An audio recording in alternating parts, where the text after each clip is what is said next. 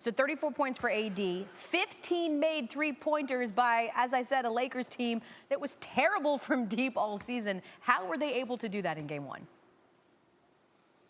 Yeah, El, if you're the Miami Heat, you can overcome either Anthony Davis 34 points or 15 made threes, but you can't have both. And that's exactly what the Lakers did. I just thought their reads were great. They had guys on balance taking those shots because their spacing was so good. And now you take an average three-point shooter and you make them better than that when the looks are better. And everything Miami did defensively, Lakers countered. Double in the post like you do here. Great cut by Rajon Rondo.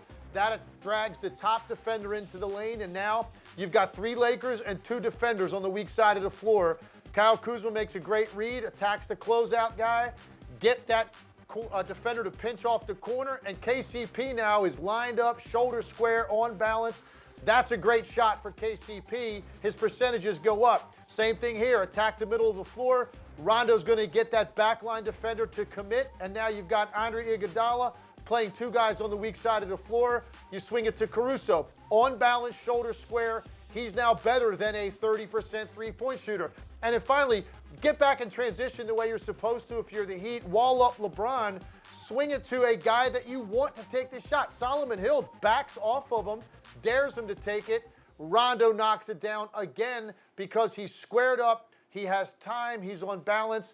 And now those shots that you want him to take become high percentage shots. And it's just too much on one night to overcome for the Heat with Anthony Davis playing that well and also the role players knocking down that many threes. AD playing well and facilitating too. Lakers shot 5 for 5 on AD passes, and all of them were from deep. Meanwhile, we saw it there in the highlight. Injuries piling up for Miami. We'll take a listen to what Jimmy Butler had to say after the game about potentially having to play without Goran Dragic.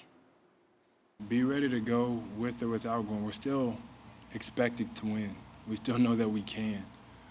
Like I said earlier, we want that guy out there with us. He's a big part in what we're trying to do.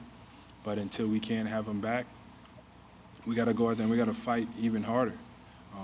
We got to try to cover up what he gives us and make up for it. We're capable of it. We have to be capable of it. So moving forward, with or without Goran, we better hurry up and tie it up 1-1. I had mentioned Dragic with a plantar tear in his left foot legs. I know that you actually had the same injury when you were a player. If Dragic is forced to miss any time, what does it mean for Miami's chances? Yeah, so if this is a tear similar to what I suffered back in '95, I was out 4 weeks with that. If this is just a strain and he's got tendonitis, you could possibly get an injection and play through it. It sounds like it's more severe than that.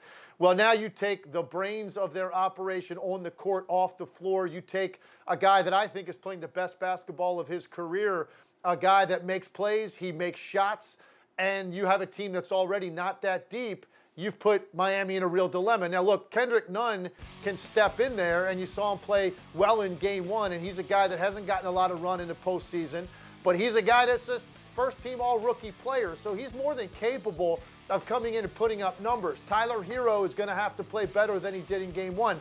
That's who you're asking to step up in Dragic's absence, but it's just not the same thing. I think Dragic's ability to run their offense, to get them into sets, to move the basketball, to make plays off pick and roll. It's one of the reasons that this team is in the finals because they've got such diversity in their starting lineup with a number of guys that can make plays. Well, you just took one potentially off the floor, maybe for the rest of the series.